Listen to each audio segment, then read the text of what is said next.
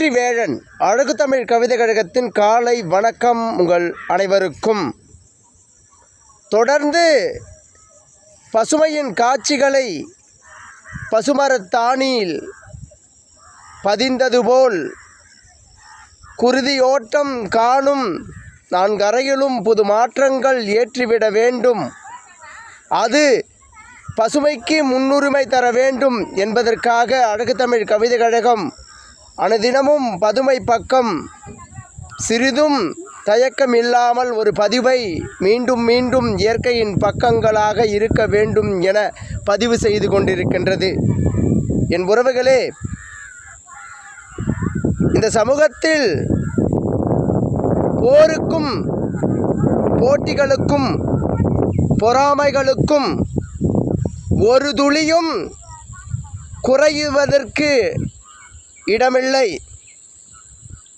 அந்த குறைபாடுகள் மக்களிடையே நிலவி கொண்டிருக்க காரணங்கள் ஆயிரம்.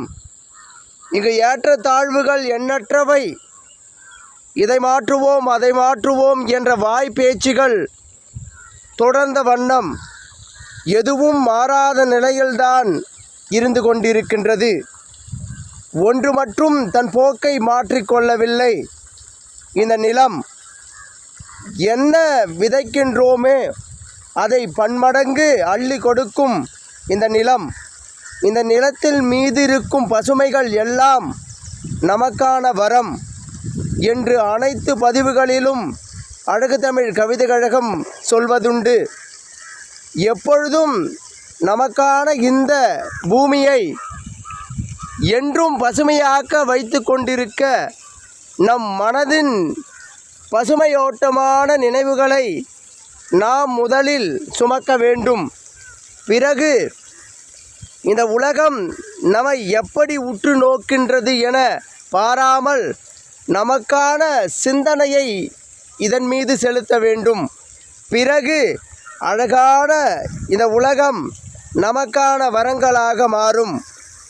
என் பதிவுகள் அனைத்தும் போட்டிகள் பொறாமைகள் இருந்தாலும் எதிர்நீச்சல் போடும் குணங்கள் நமக்குள் வளர்ந்துவிட்டால் எந்த சூழ்நிலைகளையும் கடந்து அழகான இந்த நிலப்பரப்பின் மீது கொண்ட மனித பிறவியை எப்பொழுதும் பெருமையாக வாழ்ந்துவிடலாம் என்ற முனைப்புகள் இருக்கும். வாழ்க்கை வரம் என அனைத்து பதிவிலும் சொல்வதுண்டு. அது நமக்கான வரங்களாக மாற்றிக்கொள்ள நம்மால் தான் முடியும். அந்த முடிவு இயற்கை சார்ந்ததாக இருக்க வேண்டும். இயற்கையை கொண்டாடும் மனப்பக்குவத்தை வளர்த்து கொள்ளுங்கள். வாழ்க்கை மிக அழகானது.